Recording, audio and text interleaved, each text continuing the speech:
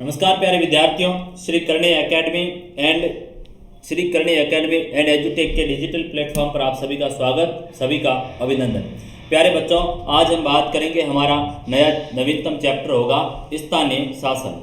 हमने देखा था कि किस तरीके से सरकार के 3 अंग हैं जो काम कर रहे हैं। उन 3 अंगों में हमने बात की थी कार्यपालिका,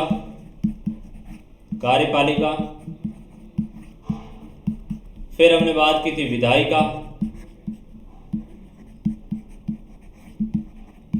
और तीसरे हमने अंग की बात की थी न्यायपालिका। ये क्या है प्यारे बच्चों? ये सरकार के अंग हैं, सरकार के अंग हैं।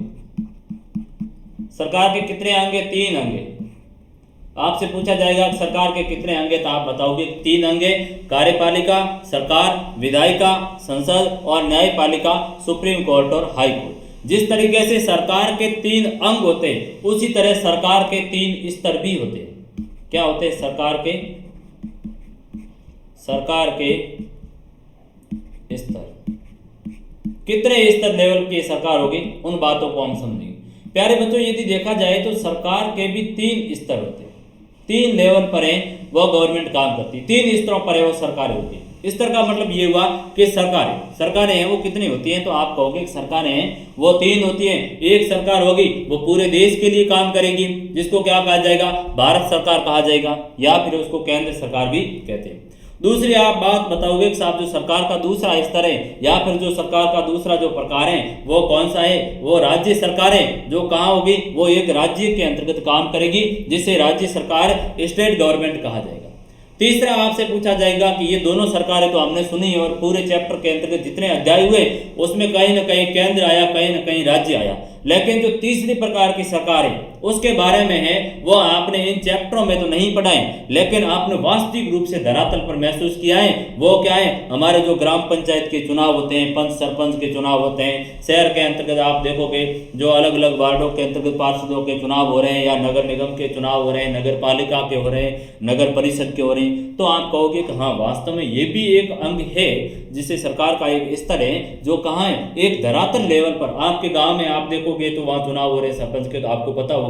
तो ये जो सरकार का तीसरा स्तर है प्यारे बच्चों, बहुत ही महत्वपूर्ण स्तर है, और हमारे देश में इस स्तर की कब क्या विकास हो रहा उसकी पृष्ठभूमि को इस अध्याय में हम देखेंगे कि जो स्थानीय जो लोकल क्षेत्र है, लोकल लेवल पर किस तरीके से जो शासन हो रहा है, किस तरह से सरकार चुनी जाती है, वह सरकार किस तरह से कार्य करेगी, उसके बारे में आज पढ़ेंगे। तो हमारे सरकार के कितने स्तर हैं? 3 स्तर है।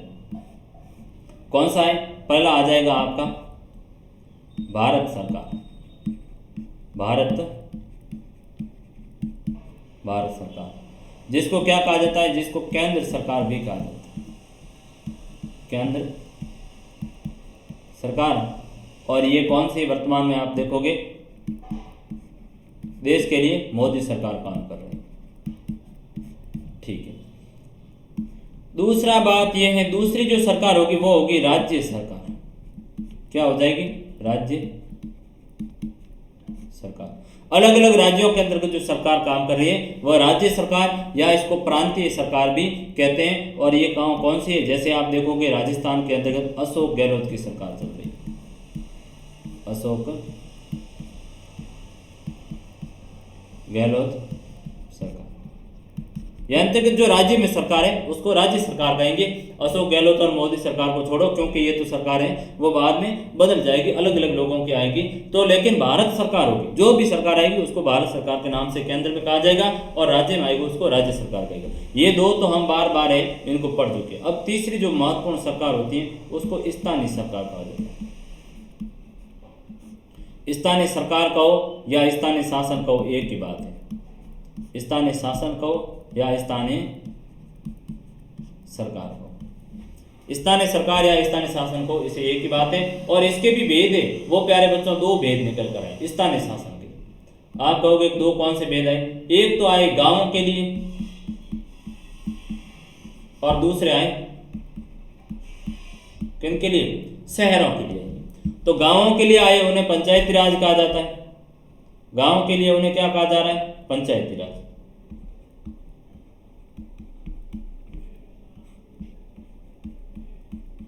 और शहर के लिए कहा जा रहा है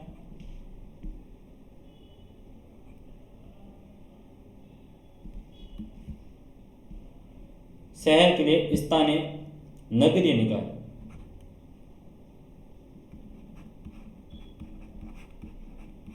नगरीय निकाय, नगरीय निकाय। शहर के लिए कौन से निकाय हैं? नगरीय निकाय हैं, वे काम कर रहे हैं। तो ये महत्वपूर्ण चीजें निकल कर आई कि स्थानीय शासन के दो भेद हैं, जो गांवों के लिए काम कर रही है उन्हें पंचायती राज कहा जाएगा, और जो शहरों के लिए काम करेगी उसे शहरी निकाय कहा जाएगा, शहरी सरकार कहा जाएगा। तो ये शहरों के लिए हो जाएगी।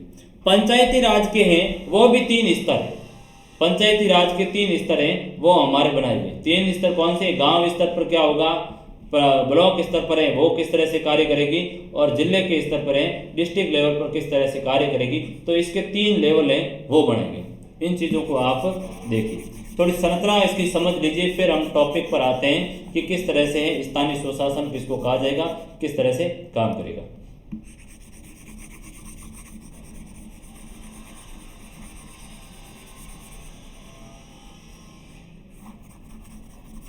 स्थानीय शासन, स्थानीय को क्या कहा जाता है? लोकल कहा जाता है। क्या कहा जाएगा? Local government. लोकल है वो शासन किस तरह से संचालित हो रहा है उनको देखेंगे। आप देखोगे कि जो सरपंचों के जो चुनाव होते हैं वह स्थानीय शासन का ही एक हिस्सा है। जो पार्षदों के, निगम के चुनाव होते हैं, नगर पालिकाओं के, वो स्थानीय शासन का हिस्सा है। तो स्थानीय शासन के वो 2 भेद हैं। कितने भेद हैं? 2 भेद।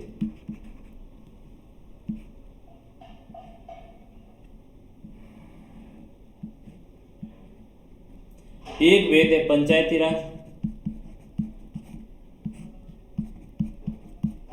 और दूसरा है नगरीय निकाय।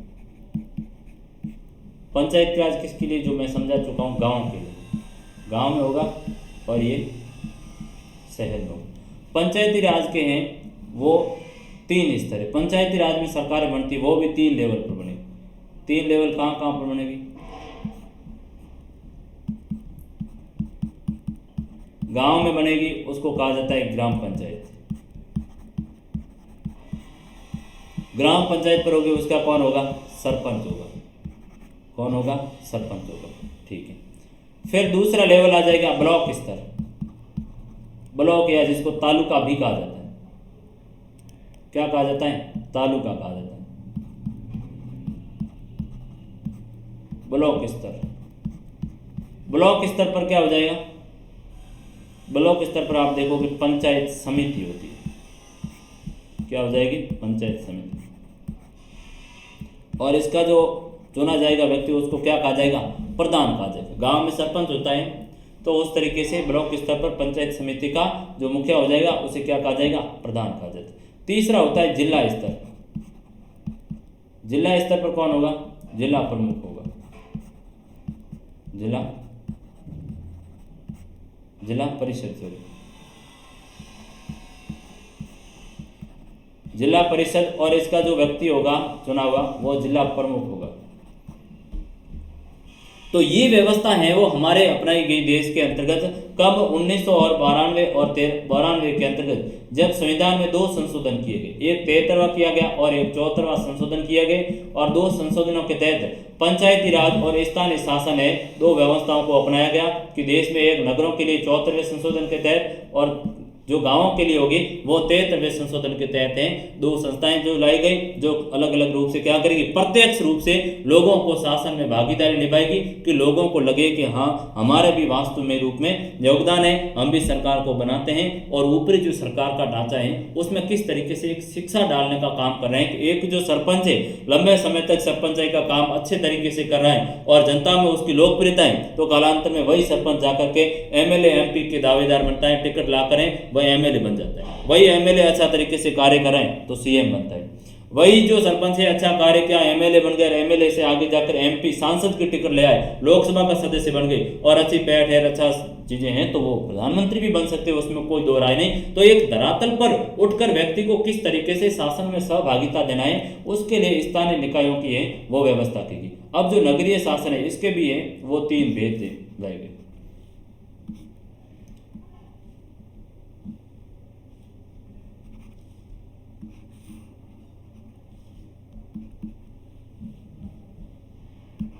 नगर पालिका,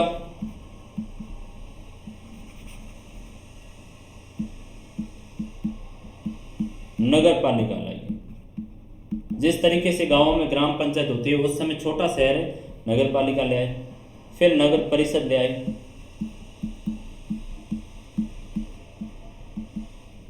और तीसरा हम नगर निगम ले आए।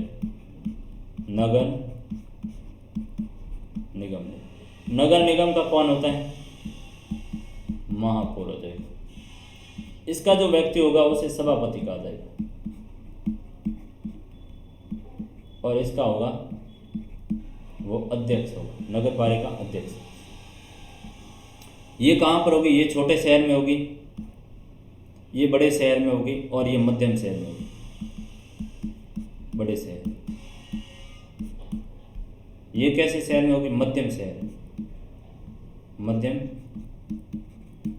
श्रेणी का शहर, और ये छोटे शहर में।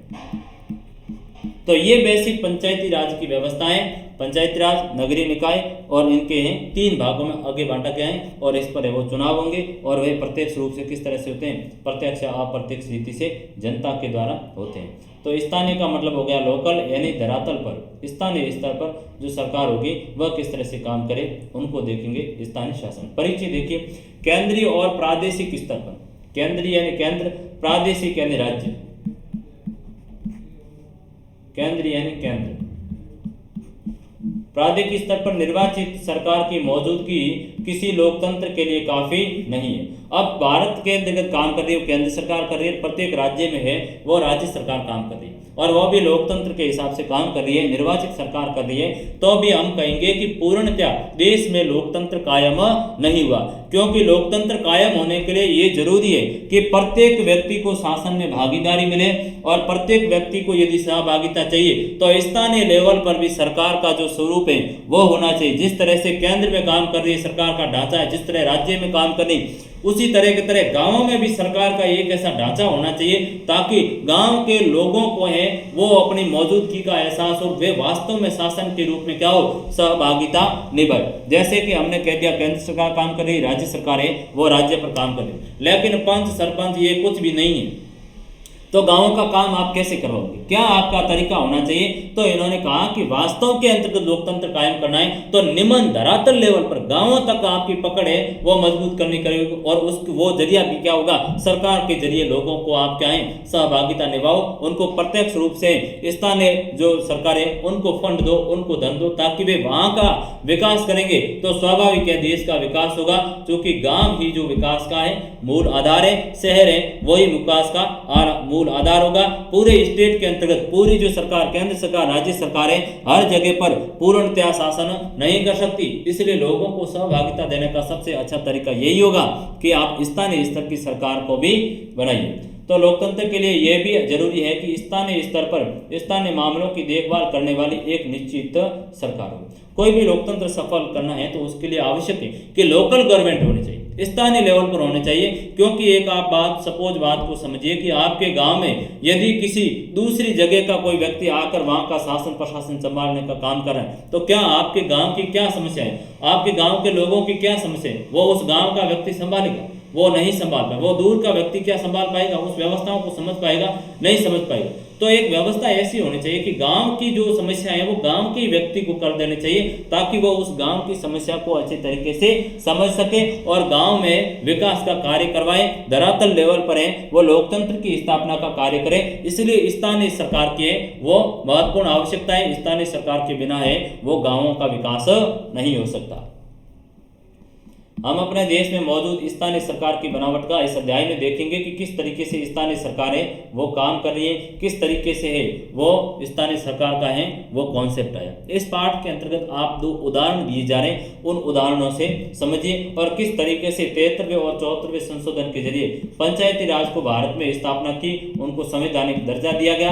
किस तरह से भारत में जो स्थानीय सरकार का ढांचा रहा, संवैधानिक दर्जा दिया, यानी पहली बार संविधान में है वो इनको दर्जा देकर शामिल किया कि ये सरकारें होगी।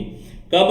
73वां और 74वां संविधान संशोधन 1992 में ये होता है। इससे पहले तक क्या कहोगे, क्या सर स्थानीय सरकार को चुनाव नहीं होते थे? तो कहेंगे कि संवैधानिक रूप से वो नहीं हो रहे थे, क्योंकि ऐसा ओरिजिनल कोई प्रावधान था नहीं कि लोकल गवर्नमेंट है वो काम करे। दो उदाहरण है, उन उदाहरणों से समझोगे आपकी चीज ध्यान में समझ में आ जाएगी। मध्य प्रदेश का एक जिला सीहोर है, वहां पर एक गीता राठौड़ करके एक महिला है, वो क्या है कि आरक्षण सीट से क्या बनी? सरपंच बनी। आरक्षण की सीट से सरपंच बनी और उस महिला ने वहां पर अच्छा कार्य करवाया, गांव का पूरा विकास करवाया। और जब गांव का पूरा विकास करवाकर अपना जो समय 5 साल का कार्यकाल था वो पूरा किया। पूरा करने के बाद में उस गांव की जो जनता है, उस गांव के लोगों ने उस महिला को वापस मौका दिया, गीता राठौड़ को, कि आपको हम क्या बनाएंगे? सरपंच बनाएंगे। तो दूसरी बार उनको सरपंच बना दिया। उस महिला ने वहां पर बहुत ही अच्छा काम किया, हर घर के अंतर्गत पेयजल किए या रोजगार किए, नरेगा जैसे कार्यक्रमों को लागू किया या अन्य जो भी व्यवस्थाएं सुविधाएं करनी थी लोगों की वो की। तो ये बात क्या हुई? ये बात ये हुई कि जो गीता राठौड़ एक गांव, उसी गांव की महिला थी, ग्राम पंचायत की सीहोर की, तो उसी को ये लोगों ने चुनकर बनाया, उसने अपने गांव का है वो काम किया। यानी लोकल स्तर पर लोकल व्यक्ति ही अपने गांव की समस्या को समझेगा और अच्छा उसने काम किया, फलत जनता ने उसको दूसरी बार भी मौका देकर क्या किया?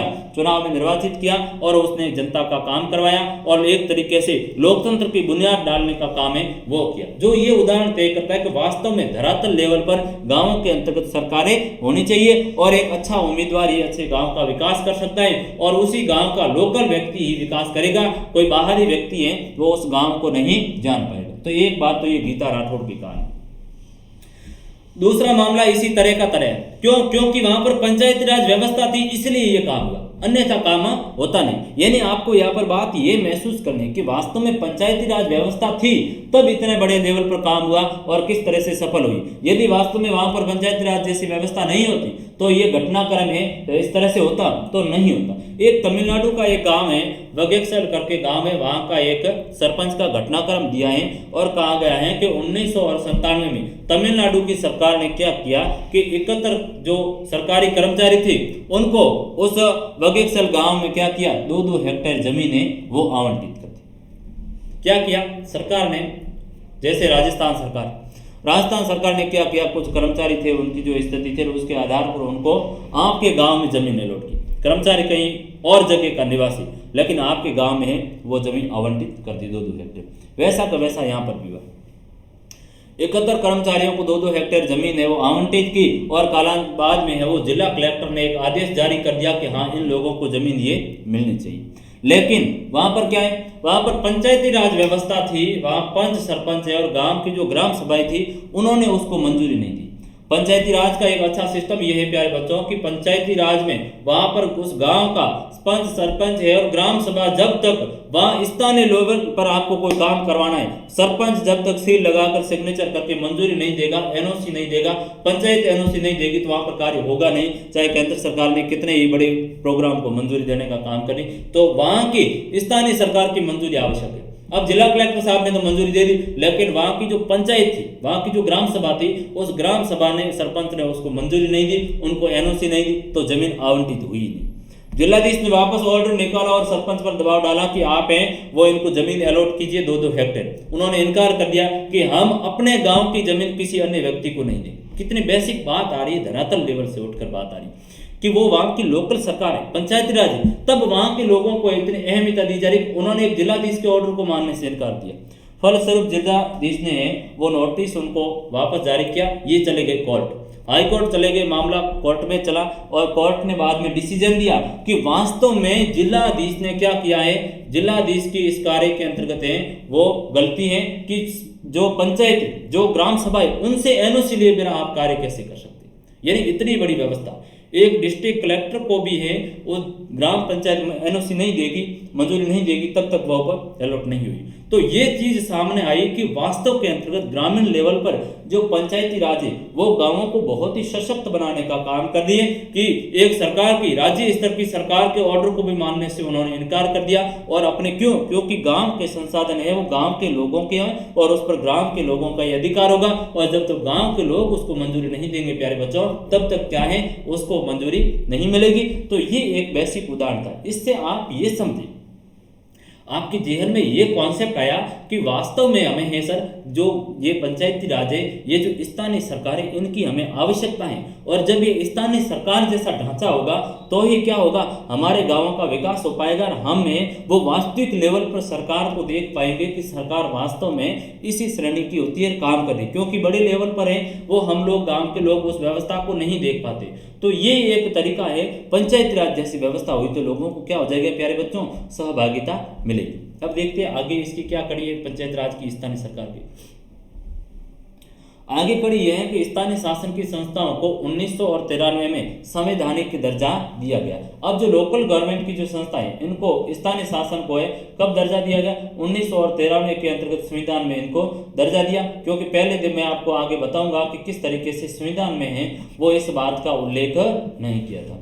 तो 1993 में संवैधानिक दर्जा प्रदान किया और इसके बाद पूरे भारत में बड़े पैमाने पर बदलाव की लहर चली और पंचायती राज की क्या की जा रही बच्चों, स्थापना की गई। पंचायती राज की स्थापना की कब, 1993 के बाद। पहले पंचायती राज कहोगे कि सर क्या व्यवस्था थी, तो पहले मैं कहूंगा कि पंचायती राज जो 73वें और 74वें संविधान में जो व्यवस्था की, ऐसी पंचायती राज में पहले व्यवस्था नहीं थी। ऐसी पंचायती राज के 3 स्तर है, वो त्रिस्तरीय पंचायती राज नहीं थी। क्योंकि कहीं कहीं जगह तो है 2 स्तर थे, कहीं पर तो थी ही नहीं। तो हर जगह त्रिस्तरीय है वो पंचायती राज प्यारे बच्चों नहीं थी, त्रिस्तरीय।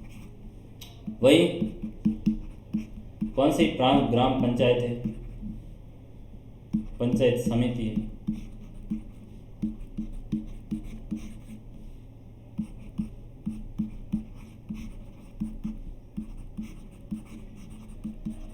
जिला परिषद।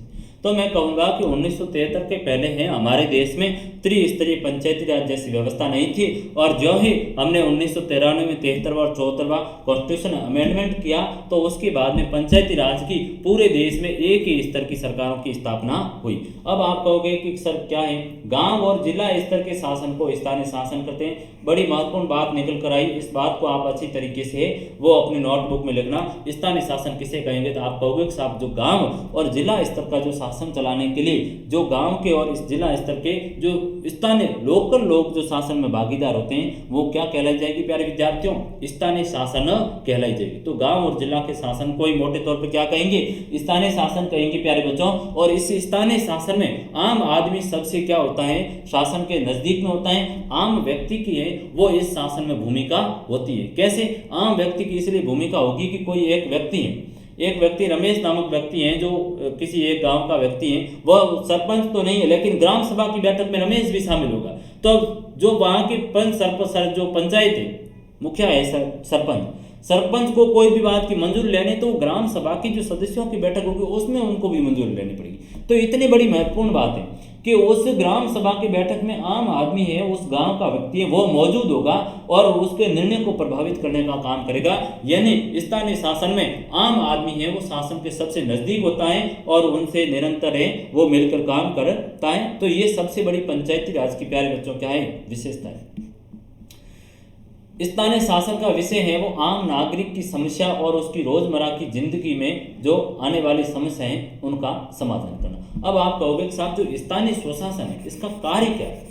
स्थानीय स्वशासन का काम यह है कि जो आम नागरिक है, जो आम व्यक्ति जो गांव में निवास कर रहा है या शहर में निवास कर रहा है, उस आम व्यक्ति की नागरिक की समस्या क्या है, उसकी रोजमर्रा की जिंदगी में क्या आवश्यकता है। रोजमर्रा की जिंदगी में आप देखोगे कि उसके लिए क्या आवश्यक, उसके लिए पेयजल की जरूरी, उसके लिए पीने के लिए स्वच्छ पानी की जो व्यवस्था है वो सरकार कौन करेगी, बड़े लेवल पर सरकार कर, नीचे लेवल पर जो धरातल पर है आपके गाँव में पेयजल की सही व्यवस्था नहीं, आप सरपंच को पकड़ोगे कि सरपंच साहब कहाँ है, आप हमारे लिए पानी की कोई व्यवस्था नहीं है, हैंडपंप कुएं वगैरह सही तरीके से नहीं है, तो आप सीधे ही सरपंच साहब को जाके पकड़ सकते हो। क्या आप ऐसा कर सकते हो कि आपके पानी के लिए समस्या है, आप सीधे मुख्यमंत्री को या प्रधानमंत्री को जाकर इसे तलब कर सकते हो।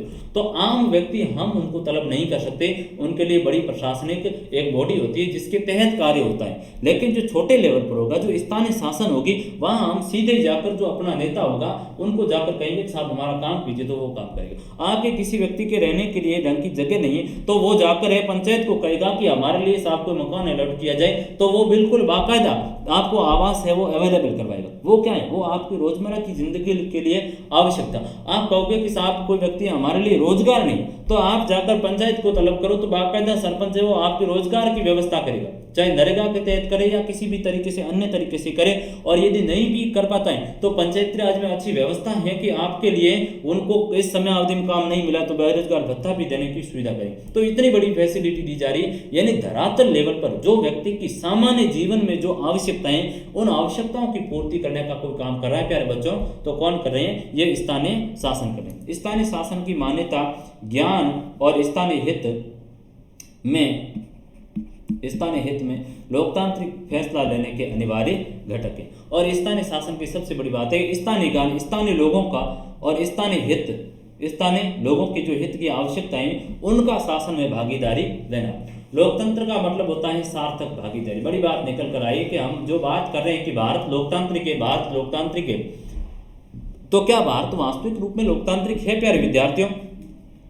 तो एक सबसे बड़ी बात निकल कर आई कि भारत वास्तविक रूप में लोकतांत्रिक भारत की बात की जाए तो जब तक पंचायती राज जैसी व्यवस्था है, जब तक गांवों को वो अच्छी तरीके से सुविधाएं शासन नहीं मिला, गांवों की जो सहभागिता नहीं है, तब तक हम कह सकते हैं कि पूर्ण लोकतंत्र नहीं है। राष्ट्रपिता महात्मा गांधी ने भी बात ये उठाई थी कि जो ग्रामीण में जो राष्ट्रपिता महात्मा गांधी का एक अच्छा कथन था कि भारत है वो कहाँ बसता है।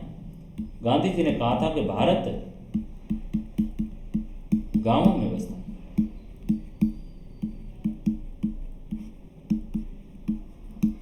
भारत है वो गांवों में बसता है और गांव है वो भारत की आत्मा है, ऐसा राष्ट्रपिता महात्मा गांधी की बात थी। और उन्होंने ये भी कहा था कि जो गांव है, जब तक गांव मजबूत नहीं होंगे तब तक है वो लोकतंत्र हमारे देश में भी कायम नहीं है। इसलिए गांवों को ज्यादा से ज्यादा क्या हो जाए, सशक्त किया जाए, ज्यादा से ज्यादा मजबूत किया जाए, ताकि हमारे देश में क्या है एक सार्थक लोकतंत्र है वो हो सके। तो लोकतंत्र का मतलब है कि जनता की भागीदारी और सार्थक भागीदारी। जब तक जनता की भागीदारी नहीं होगी तब तक लोकतंत्र नहीं होगा। और हमने देखा कि 1993 74वें संविधान संशोधन से पहले गांवों की पूर्णतया है वो शासन में भागीदारी नहीं थी, इसलिए हम कह सकते हैं कि पूर्ण लोकतांत्रिक नहीं था। और जब से स्थानीय शासन जैसी व्यवस्था लाई तब पूरे भारत में है सार्थक लोकतंत्र की स्थापना का कार्य किया। यानी स्थानीय शासन ने सार्थक लोकतंत्र की स्थापना का काम किया, जो इसका सबसे बड़ा काम था।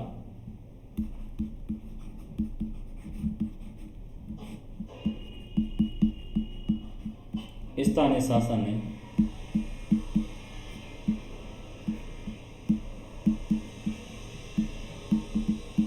सार्थक लोकतंत्र की स्थापना की।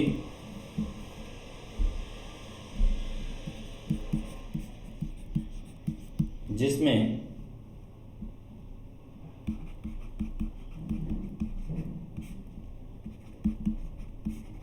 सामान्य जनता की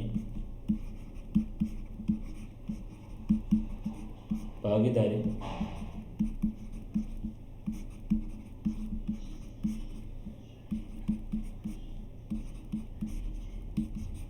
तो ये बात निकल कर आई कि भारत में स्थानीय शासन ने जब से काम किया तो स्थानीय शासन ने सार्थक लोकतंत्र की स्थापना की, जिसमें सामान्य जनता की भागीदारी है वो सुनिश्चित हो पाई।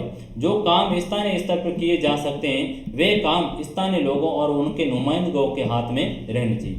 यानी जो गांव में जो काम किए जाने चाहिए वे वास्तव में उसी गांव के लोगों के हाथ में रहने चाहिए, ताकि वे क्या है वे लोग उस गांव को अच्छी तरीके से जानते हैं और अपने जो गांव की समस्याएं उनका निराकरण वे करने में सक्षम है। तो इसलिए हमने कहा कि स्थानीय स्तर की समस्या स्थानीय व्यक्ति के हाथ में होनी चाहिए। लोकतंत्र के लिए जरूरी है कि आम जनता प्रादेशिक अथवा केंद्रीय सरकार से कहीं ज्यादा परिचित स्थानीय शासन से हो।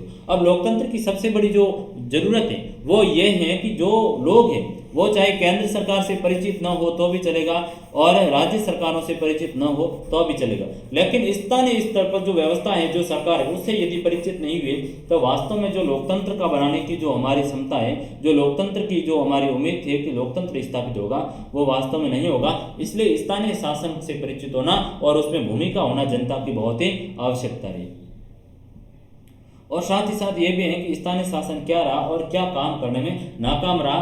आम जनता का इस सवाल से कहीं ज़्यादा सरोकार होता है, क्योंकि इस बात का सीधा असर उसकी रोज़मर्रा की ज़िंदगी पर होता है, रोज़मर्रा की ज़िंदगी पर होता है। अब स्थानीय शासन क्या कर रहा है, स्थानीय शासन किन कामों को करने में नाकाम हुआ है। यदि आपको ये चीज़ होगी कि भाई लोगों को गांव में पीने के लिए पेयजल नहीं, तो आप सीधे ही क्या करोगे, आप सीधे जनता है वो सीधे सवाल करेगी किससे, जो जनता का प्रतिनिधि जो सरपंच होगा उनको सीधे जाके जनता पकड़ेगी कि आपने ये कार्य नहीं किया, तो उस व्यक्ति को काम करना पड़ेगा। क्योंकि आप देखते हैं गांव में हम जाते हैं देखेंगे तो गांव में सरपंच साहब से दिन में है वो 50 बार मुलाकात हो जाती है, सरपंच साहब वहीं घूमते, तो वो एक सबसे बड़ा फायदा है। आपकी कोई समस्या हुई सरपंच साहब को सीधे कह दिया, सरपंच साहब उस पर काम करेंगे। तो ये सबसे बड़ा फायदा है कि स्थानीय शासन में व्यक्ति सीधा अपने नेता से संपर्क में रहता है और डायरेक्ट नेता को भी जनता का काम करना पड़ता है, क्योंकि वो काम करेगा नहीं तो जाएगा कहाँ, क्योंकि उसी को तो उसी गांव में रहना है। तो ये सबसे बड़ा स्थानीय सरकार का एक फायदा है। आगे बढ़िए क्या कह रहे हैं, भारत में स्थानीय शासन के विकास। अब हम देखेंगे कि जो हमने स्थानीय शासन की बात की, भारत में स्थानीय शासन की क्या है वो स्थिति रही। प्यारे बच्चों, भारत में स्थानीय शासन की यदि स्थिति को हम देखें तो भारत में स्थानीय शासन के लिए कुछ एक कार्य हुए थे। हम देखेंगे भारत में स्थानीय शासन के कि प्राचीन भारत में है, प्राचीन भारत में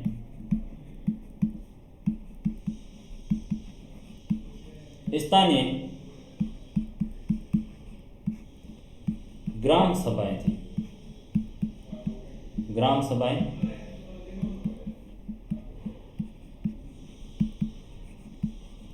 स्थानीय शासन का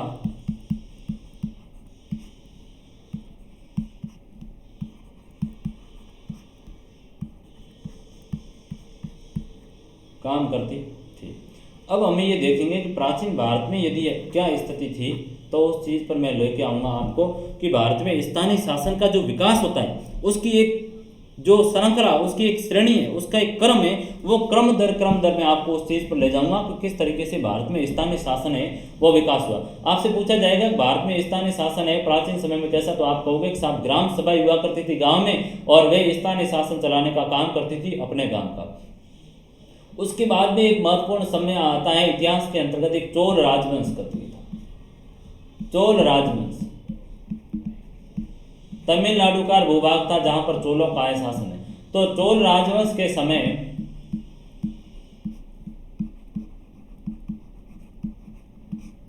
स्थानीय शासन की स्थापना हुई और स्थानीय शासन के लिए कौन था, नाडु था और मंडलम था। प्यारे बच्चों में इतिहास को पढ़ेंगे तो इतिहास में प्राचीन भारतीय इतिहास के अंतर्गत एक उल्लेख आएगा, दक्षिण भारत के अंतर्गत जो तमिलनाडु का क्षेत्र है वहां पर चोल राजवंश करके एक राजा, चोल राजवंश करके एक वंश हुआ जिसके अंतर्गत राजेंद्र चोल हुए, राजराज हुए, राजाधिराज हुए, तो ये अलग अलग चोल शासक हुए। इन चोल राजाओं के समय दक्षिण भारत में स्थानीय शासन की शुरुआत होती है और जो गांव लेवल पर जिस तरह से हम कह रहे हैं कि गांव में जो ग्राम पंचायत काम कर रही है वैसे के वैसे वहां पर है वो नाडु काम कर रही थी। क्या कर रही थी, नाडु करके संस्थाएं। वर्तमान में आप देखोगे ग्राम पंचायत जो काम कर रही है वैसे कि वैसे वहां पर ये नाडु काम कर रही थी। इस ग्राम पंचायत को उस समय क्या कहा गया, नाडु कहा गया। और जिस तरीके से हम देखेंगे कि जो ब्लॉक स्तर पर जो पंचायत समितियां काम कर रही उसी तरीके से वहां पर मंडलम करके एक संगठन है, एक संस्था है जो क्या कर रही, ब्लॉक स्तर पर काम करने का काम कर रही। यानी भारत में हमारे यहाँ पर स्थानीय शासन की है वो लंबी परंपरा है, प्राचीन काल में भी ये स्थिति थी। उसके बाद में हम सीधे चले आएंगे लॉर्ड रिपन के समय, आधुनिक काल में। आधुनिक भारत में लॉर्ड रिपन करके एक बच्चों गवर्नर जनरल हुआ था। क्या था ये, governor. Lord Ripon governor general था और इसने क्या किया, स्थानीय बोर्डों का गठन किया। स्थानीय बोर्ड,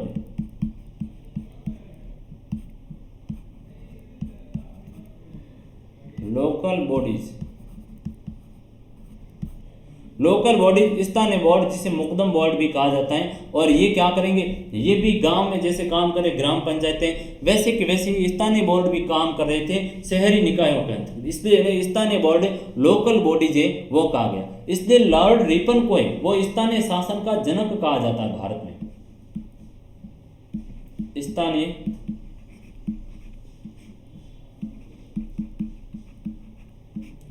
शासन का जनक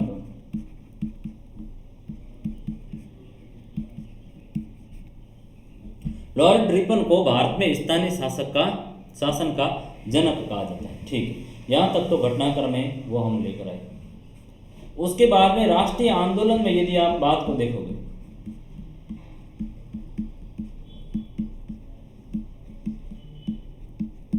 राष्ट्रीय आंदोलन में हमारे जो राष्ट्रीय आंदोलन के नेताओं ने भी निरंतर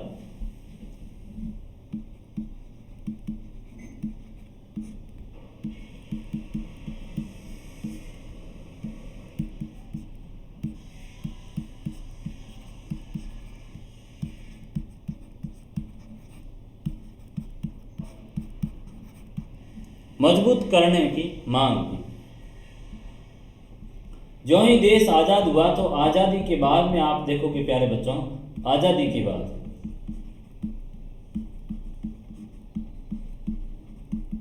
संविधान में उल्लेख किया गया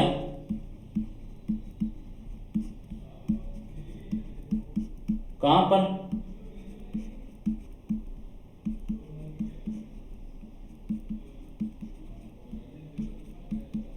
नीति निर्देशक तत्वों में मैंने पढ़ाया, उसमें अनुच्छेद 40 में कहा गया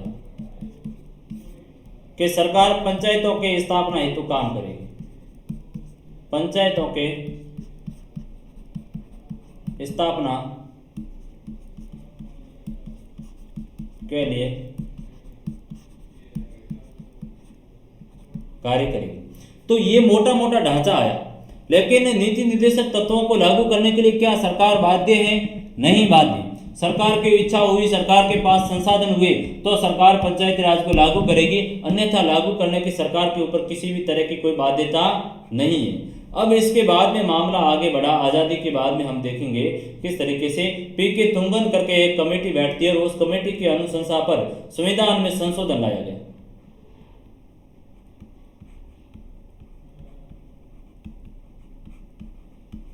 संविधान में 73वां व 74वां संविधान संशोधन कर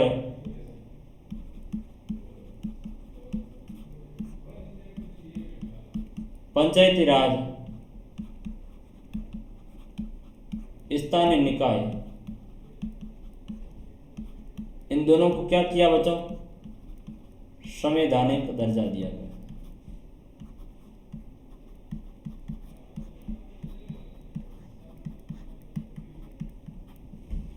तो ये बेसिक कॉन्सेप्ट आया कि साहब स्थानीय शासन, फिर 73 व 74वें संविधान संशोधन के तहत पंचायत राज को संवैधानिक दर्जा दिया और वर्तमान में जो पंचायत राज व्यवस्थाएं वो 73वें और 74वें संविधान संशोधन में आई। देखिए इसकी भाषा क्या करे।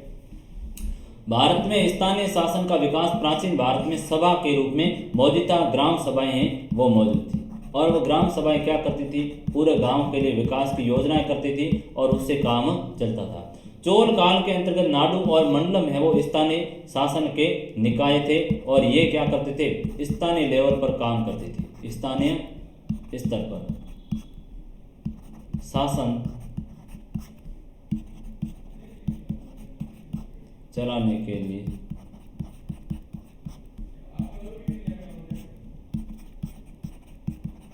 काम करते थे। आधुनिक समय में स्थानीय शासन के निर्वाचित निकाय है वो 1882 में आए, जिस वक्त लॉर्ड रिपन करके हैं वो भारत का वायसराय गवर्नर जनरल था। लॉर्ड रिपन ने इन स्थानीय शासन निकायों को बनाने की दिशा में पहल की और उस वक्त इसको मुकामी बोर्ड है वो कहा गया। किसको? स्थानीय बोर्डों को। इस बात का आप ध्यान रखिए, जिसको लोकल बोर्ड भी कहा जाता है, मुकामी बोर्ड।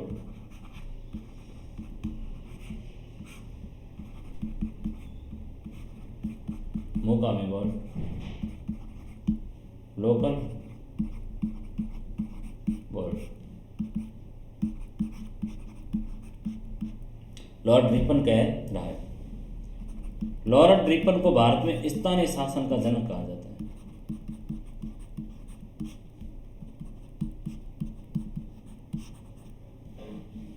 बहरहाल इस दिशा में प्रगति बड़ी धीमी गति से हुई। भारतीय राष्ट्रीय कांग्रेस ने अंग्रेज सरकार से निरंतर मांग की कि सभी स्थानीय बोर्डों को ज्यादा कारगर बनाने हेतु काम किया जाए। अब कांग्रेस सरकार ने है वो सरकार से मांग की कि इन बोर्डों को क्या है ज़्यादा से ज़्यादा शक्तिशाली बनाई जाए, ताकि क्या है स्थानीय स्तर पर लोकतांत्रिक व्यवस्था कायम हो। गवर्नमेंट ऑफ इंडिया एक्ट 1919 बनने पर अनेक प्रांतों में ग्राम पंचायतें वो बने। अब ग्राम पंचायतों के बनने का जो कार्य शुरू हो रहा है वो 1919 के अंतर्गत ब्रिटिश सरकार एक एक्ट लाई, जिसे गवर्नमेंट ऑफ इंडिया भारत शासन अधिनियम 1919 कहा जाता है।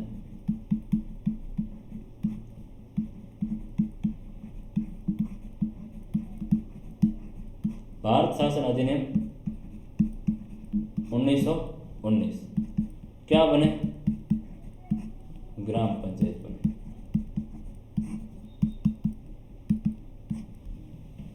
सन 1935 के गवर्नमेंट ऑफ इंडिया एक्ट के बाद में भी ये प्रवृत्ति जारी रही। अब जो ग्राम पंचायत बनने के लिए जो स्थानीय शासन का जो काम शुरू हुआ वह 1919 के एक्ट के तहत हुआ, और बाद में एक और अन्य अधिनियम आया 1935 का, जिसे government of India act 1935 Bharat शासन अधिनियम 1935 कहा जाता है। और इस एक्ट में भी ग्राम पंचायत बनाने के लिए कुछ प्रावधान है वो जोड़ी गई थी। स्वतंत्रता आंदोलन के दिनों के अंतर्गत देखा जाए प्यारे बच्चों, तो महात्मा गांधी, राष्ट्रपिता महात्मा गांधी ने जोर देकर कहा था कि आर्थिक और राजनीतिक सत्ता का विकेंद्रीकरण होना चाहिए। अब स्वतंत्रता आंदोलन के दौरान गांधी जी ने यह अच्छी बात कही थी कि आर्थिक व राजनीतिक क्या है सत्ता का क्या होना चाहिए? विकेंद्रीकरण का मतलब ये होगा, एक होता है केंद्रीकरण और दूसरा होता है विकेंद्रीकरण। केंद्रीकरण में क्या करोगे? शक्तियों को एक ही जगह एक व्यक्ति को सौंपो, शक्तियों को एक व्यक्ति को सौंप दो। जैसे क्या हुआ? शक्तियों का विकेंद्रीकरण कर रहा हूं, आपकी कोई भी शक्ति है वो आपका कोई भी पावर नहीं रखा, सारी की सारी शक्तियां हैं वो मैंने ले ली एक व्यक्ति में, तो वो क्या हो गया? केंद्रीकरण। विकेंद्रीकरण क्या हुआ कि जो शक्तियां मेरे पास थी वो मैंने सभी के अंतर्गत बांट दी कि सभी भी स्वतंत्र रूप से कार्य करेंगे, चाहे केंद्र सरकार हो, चाहे राज्य सरकार हो, चाहे लोकल गवर्नमेंट हो, सभी है वो स्वतंत्र रूप से कार्य करने को स्वतंत्र होंगे, तो वो विकेंद्रीकरण हो जाएगा। तो गांधी जी ने कहा था कि कोई भी आर्थिक शक्तियां संसाधन है, आर्थिक यानी किसी के पास पैसे कम है कि सरकार के पास पैसे कम है या ज़्यादा है, तो सभी का है वो समान रूप से उनका विकेंद्रीकरण होना चाहिए, सभी को मिलना चाहिए। राजनीति में यानी कोई भी व्यक्ति है वो उनको शक्ति होनी चाहिए कि सत्ता में आ सके, तो वो उन राजनीतिक शक्ति का भी क्या होना चाहिए? विकेंद्रीकरण होना चाहिए, बंटवारा होना चाहिए, ताकि ग्राम पंचायतों को क्या किया जाए? उनका मानना था कि ग्राम पंचायतों को मजबूत सत्ता विकेंद्रीकरण के कारगर साधन होंगे। और राष्ट्रपिता महात्मा गांधी का भी मानना था कि ग्राम पंचायतों को यदि मजबूत बनाना है तो विकेंद्रीकरण करना पड़ेगा। किनका? शक्तियों का। और सरकारें, राज्य सरकार अपनी शक्तियां किसको दे? राज्य सरकार है वो अपनी शक्तियां कम करके गाँवों को, ग्राम पंचायतों को ये शक्तियाँ देगी, तो ये क्या हो जाएगा? सत्ता का विकेंद्रीकरण होगा और गाँव है वो सक्षम होंगे। गांव के हर विकास में लोगों की भागीदारी होगी, विकेंद्रीकरण होगा। पंचायतों को सहभागी लोकतंत्र स्थापित करने के साधन के रूप में देखा गया है, और दिल्ली में बैठे गवर्नर जनरल के हाथ में बहुत ज़्यादा शक्तियां थी। हमारे स्वतंत्रता संग्राम के नेताओं ने ये बात भी शामिल थी। इस कारण हमारे नेताओं के लिए आज़ादी का फैसला कार्यपालिका और प्रशासनिक शक्तियों का इस्तेमाल में विकेंद्रीकरण होना चाहिए। अब जो पंचायत को सहभागी है वो लोकतंत्र स्थापित करने की दिशा में महत्वपूर्ण माना गया था। और हमारे जो राष्ट्रीय आंदोलन के दौरान है वो नेताओं का भी यही मानना था कि जो फैसला है, जो शक्तियां हैं वो ज़्यादा से ज़्यादा स्थानीय लोगों को भी दी जाए, कार्यपालिका और प्रशासनिक शक्तियां, ताकि क्या हो? शक्तियों का बंटवारा हो, शक्तियों का विकेंद्रीकरण है। और जब विकेंद्रीकरण होगा तो ये क्या होगा? राष्ट्र है वो विकसित होगा, स्थानीय जो शासन है उनकी भूमिका बढ़ेगी। तो वास्तव में स्थानीय शासन में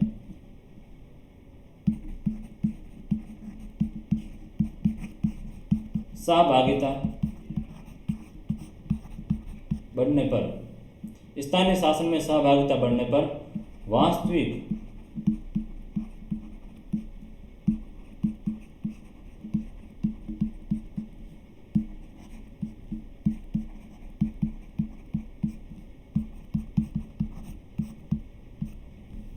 ये हमारे राष्ट्रीय आंदोलन के नेताओं की डिमांड थी।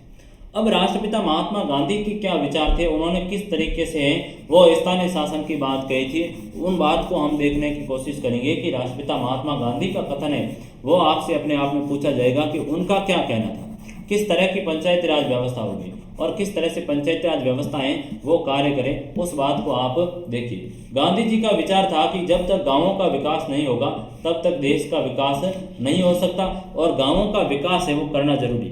आप जब गांवों का विकास कर लोगे तो अपने आप ही क्या है, देश का विकास है वो हो जाएगा, उसमें किसी भी तरह की कोई समस्या नहीं रहेगी। तो आप सर्वप्रथम है वो गाँवों को है वो विकास कीजिए। गांधी जी का कथन है कि भारत की आज़ादी का मतलब होना चाहिए समूचे भारत को आज़ादी। बड़ी महत्वपूर्ण बात की। आप कहोगे कि साहब भारत की आज़ादी का मतलब समूचे भारत को क्या हुआ, सभी लोगों को आज़ादी? ऐसा नहीं, ऐसा इसलिए कि भारत की आज़ादी का मतलब ये होना चाहिए कि सभी लोगों को आज़ादी, यानी सभी लोगों को नेतृत्व मिले, सभी को शासन में भागीदारी मिले, तो ये क्या हो जाएगा, वास्तव में भारत को आज़ादी मिलेगी, अन्यथा वास्तविक भारत को आज़ादी नहीं मिलेगी। आप देखोगे कि कुछ लोग हैं, कुछ वर्ग हैं जो ही सरकार में जाते हैं, शासन चलाते हैं, अपनी रोटियां सेकने का काम करते हैं, लेकिन वास्तविक तौर पर जनता के लिए कोई कार्य नहीं करते। तो उन्होंने कहा कि वास्तविक और आम पब्लिक है वो सत्ता में कैसे आई, उनके लिए उन्होंने कहा कि स्थानीय शासन है, पंचायती राज जैसा जो तबका है उसको मजबूत करो, तो वे लोग भी क्या आ जाएंगे, शासन में आ जाएंगे, और जो सबसे नीचे धरातल पर है गांव विकसित हो जाएंगे, गांवों का विकास हो जाएगा, तो अपने आप है वो शासन में लोकतंत्र की सहभागिता हो जाएगी। ये एक श्रेणी क्रम चलता है, सबसे ऊपर रहता है केंद्र सरकार, केंद्र के नीचे आ जाएगी राज्य सरकार, और तीसरी आ जाएगी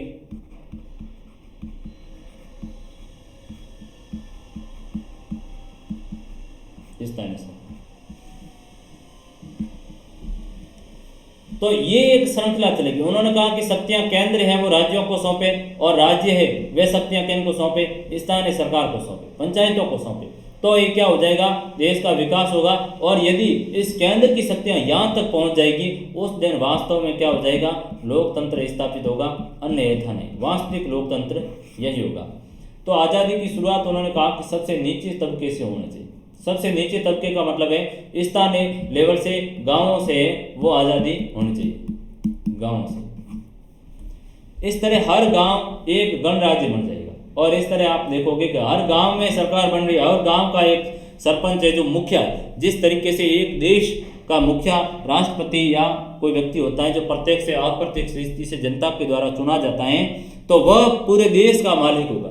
उसी प्रकार गांव का भी एक मालिक कौन हो जाएगा, जो गांव का चुना हुआ व्यक्ति जो सरपंच होगा वो भी एक तरीके से क्या होगा, गांव का नेतृत्व करेगा। तो गांव है वो गणराज्य की तरह बन जाएंगे, राष्ट्र के तौर पर बन जाएंगे। यानी गणराज्य का मतलब हुआ जहां पर जनता है वो चुनाव में भागीदारी लेती है और जनता का नेतृत्व वह शासक लोग करेंगे। गण यानी जनता, राज्य है ना जो राज्य है, तो जनता का जो शासन होगा वो गणराज्य होगा, और हर गांव में भी ऐसी व्यवस्था होगी, तो वास्तव रूप में लोकतंत्र है वो स्थापित होगा।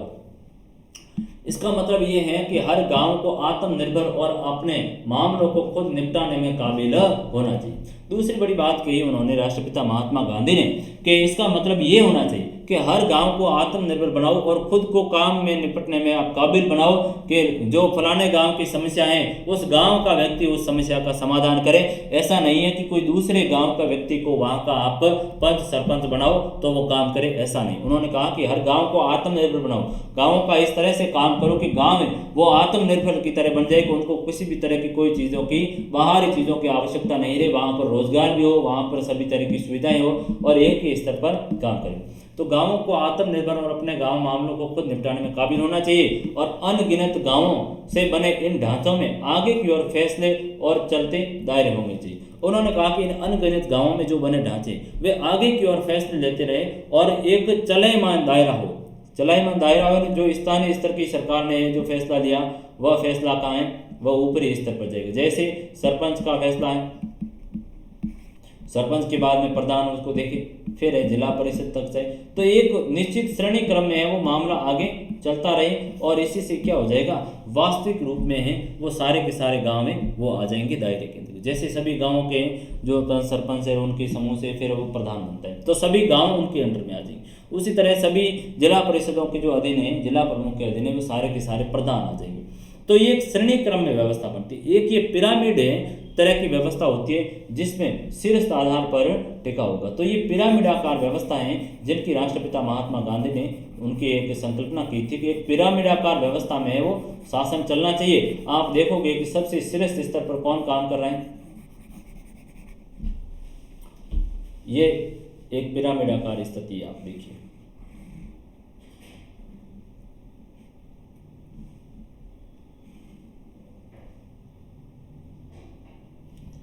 ये तो है राज्य सरकार, ये कौन है, ये केंद्र सरकार, और ये कौन है,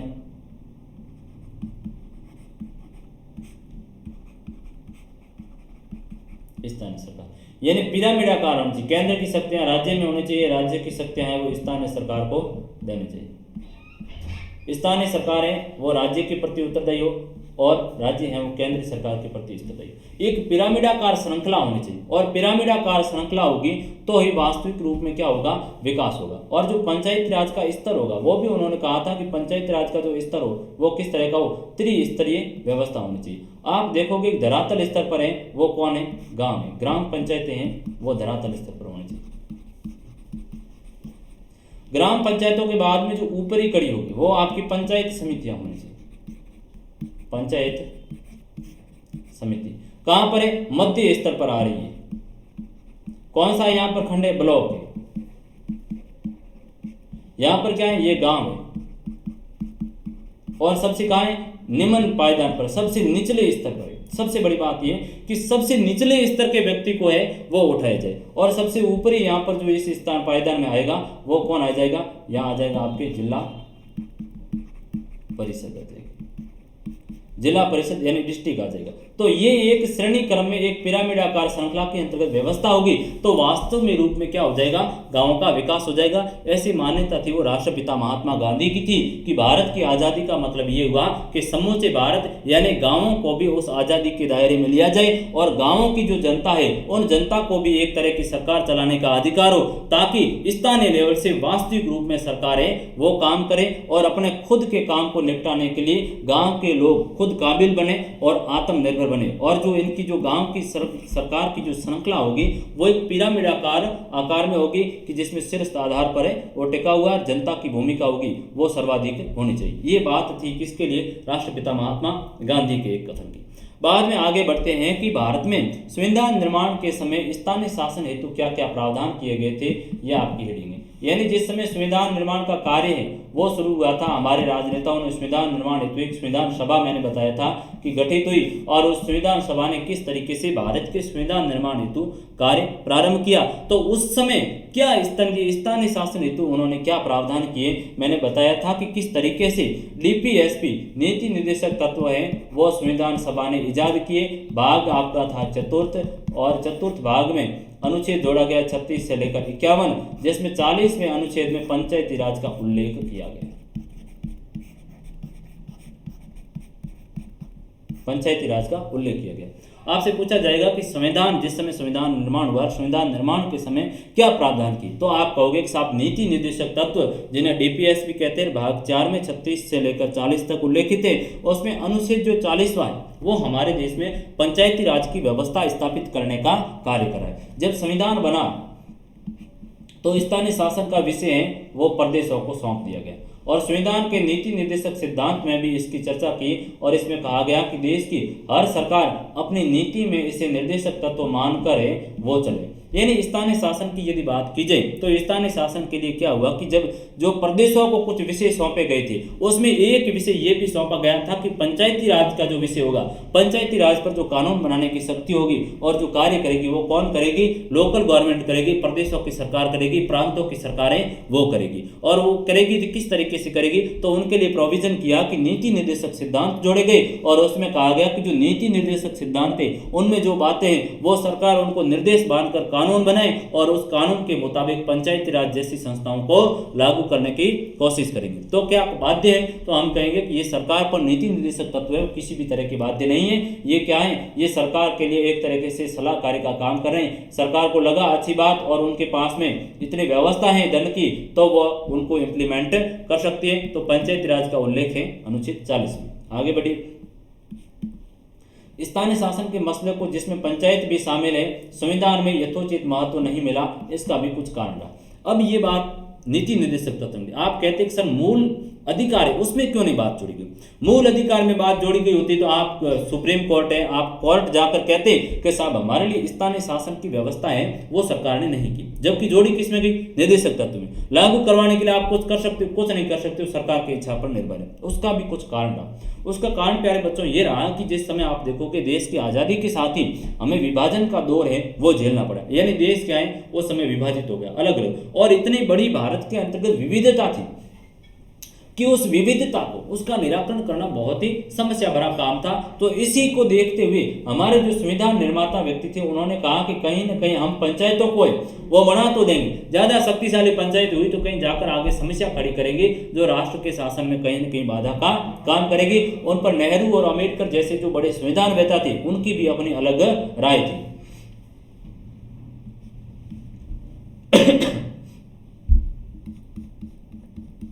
पहली बात तो यह है कि देश विभाजन की खलबली के कारण संविधान सभा का झुकाव केंद्र को मजबूत बनाने का था। अब जो ही भारत आजाद हुआ 1947, क्या हुआ? विभाजन हुआ। अब विभाजन हुआ तो उसके बाद में जो हमारे संविधान निर्माता थे, उन्होंने एक बात को वो गांठ बांध ली कि जब तक केंद्र मजबूत नहीं होगा तब तक बात नहीं बनेगी। यानी संघ को मजबूत किया जाए, केंद्र को क्या किया जाए? मजबूत किया जाए। कोई भी सरकार, केंद्र सरकार वो सर्वाधिक शक्तिशाली होगी तो ही राज्य है वो टिक पाएंगे। क्यों? क्योंकि विभाजन का दौर देख लिया था। अब हम पंचायतों को ज्यादा अधिकार दे दें तो कल ये नहीं हो कि पंचायतें हैं वो समस्या खड़ी कर ले और एक कमजोर जो केंद्र होगा, कमजोर जो संघ होगा, वो कभी भी राज्य और जो लोकल गवर्नमेंट को साथ लेकर नहीं चल सकता। इसलिए इनमें जो दो बड़े नेता थे संविधान सभा के अंतर्गत, एक जवाहरलाल नेहरू थे और दूसरे भीमराव अम्बेडकर थे। नेहरू खुद अति स्थानीयता को राष्ट्र की एकता और अखंडता के लिए खतरा मानते थे। बात निकल कर आई कि साहब क्या क्यों नहीं किया गया? तो जो जवाहरलाल नेहरू थे, अंतरिम सरकार के अंतर्गत प्राइम मिनिस्टर थे, उन्होंने कहा कि अति स्थानीयवाद को आप महत्व दो, मत दो। क्यों? अति स्थानीयवाद का मतलब ये हुआ कि जो लोकल व्यक्ति हैं, उन लोकल लोगों को आप ज़्यादा से ज़्यादा पावर दोगे तो वे कल क्या है, राज्य के विरोध में काम करना शुरू कर देंगे। राज्य के भी कई अधिकारों को मान्यता नहीं देंगे, राज्य के कानूनों को मानने से इनकार करेंगे। आप जो, जैसे मैंने जिलाधीश का उदाहरण दिया था कि एक जिलाधीश ऑर्डर दे रहा है लेकिन गाँव के सरपंच ने उसको एनओसी नहीं दी। क्या बात करें? बात यही हो रही कि उनको इतना सशक्त बना दिया, इतना मजबूत बना दिया कि आप सरकार के आदेश को भी मानने से इनकार। तो यहाँ भी ऐसी कैसी व्यवस्था थी कि यदि अति स्थानीयता को महत्व दिया तो राष्ट्र की एकता और अखंडता के लिए खतरा बन जाएगा और ऐसी स्थिति में राष्ट्र को एक रखना मुश्किल हो पाएगा। दूसरी बड़ी एक समस्या ये थी कि आप देखोगे कि गांव के अंतर्गत आज भी जाति जैसा मुद्दा है वो बड़ा प्रभावी है। व्यक्ति है वो जातीयता को ज्यादा महत्व देता। आज भी आप देखोगे कुछ ऐसे वर्ग हैं, दलित है, शोषित है या हरिजन है, इनका गांवों में महत्व कम है। इनका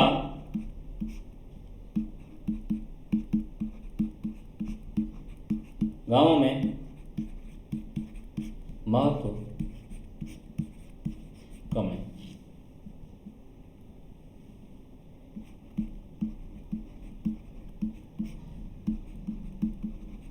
इनके साथ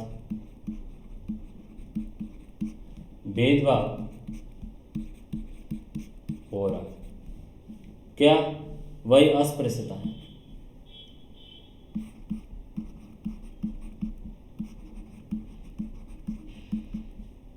अस्पृश्यता,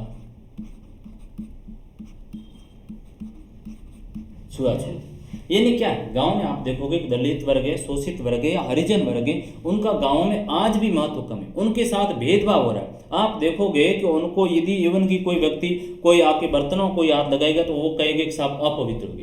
तो ऐसी तरह की जो गांवों में धारणा थी, इसके लिए संविधान सभा के जो बड़े सदस्य थे डॉक्टर भीमराव अंबेडकर, उनके नेतृत्व में भी एक मजबूत आवाज उठ रही थी। उन्होंने कहा था कि ग्रामीण भारत में जाति पाति और आपसी भेदभाव का बोलबाला है और स्थानीय शासन का उद्देश्य तो बड़ा अच्छा है, लेकिन ग्रामीण भारत के ऐसे माहौल में ये उद्देश्य भी धुंधला हो जाएगा। डॉक्टर अंबेडकर ने कहा था संविधान सभा के अंतर्गत कि आपने कहा कि स्थानीय शासन को मजबूत कीजिए, हम स्थानीय शासन को मजबूत करेंगे, लेकिन आप देखोगे गांवों की हालत, तो गांव में जाति पाति है वो उच्च स्तर पर है। गांव में भेदभाव इतना बड़ा है कि कुछ वर्गों को छूने से व्यक्ति कह देता है कि साहब हम अपवित्र हो गए।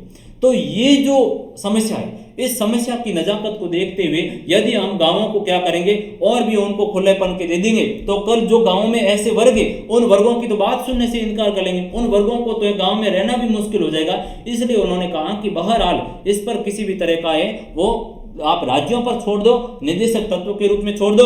यदि राज्य को लगा राज्य व्यवस्था करने में सक्षम है तो स्थानीय शासन को महत्व दे, वरना इस कॉन्स्टिट्यूशन में अब इतनी बड़ी मूल अधिकार के रूप में या अन्य राइट्स के रूप में इसको अधिकार देने की बहरहाल इसकी कोई आवश्यकता नहीं है। लेकिन हम ऐसा प्रयास अवश्य करेंगे कि ज्यादा से ज्यादा स्थानीय शासन को महत्व दे।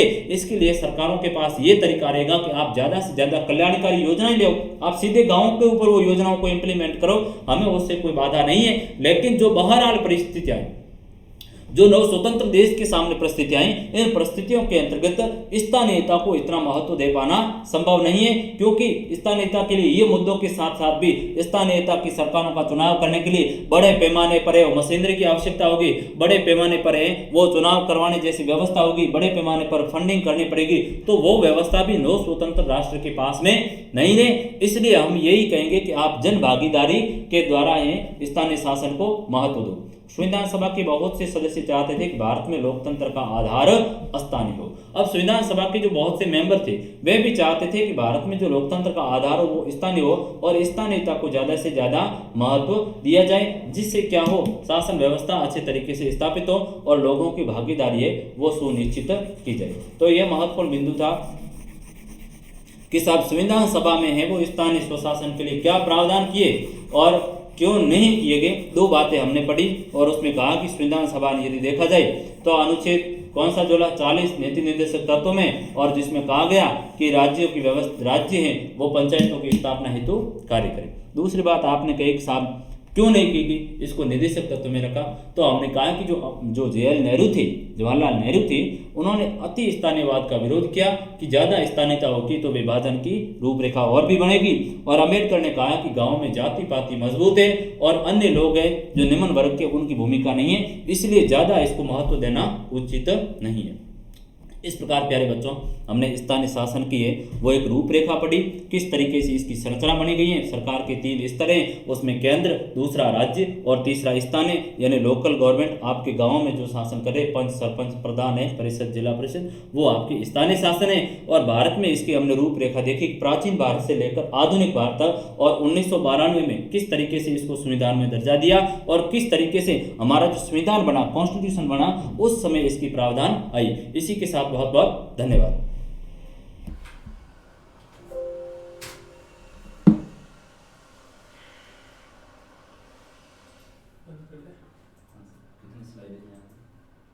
अभी तो पता नहीं है।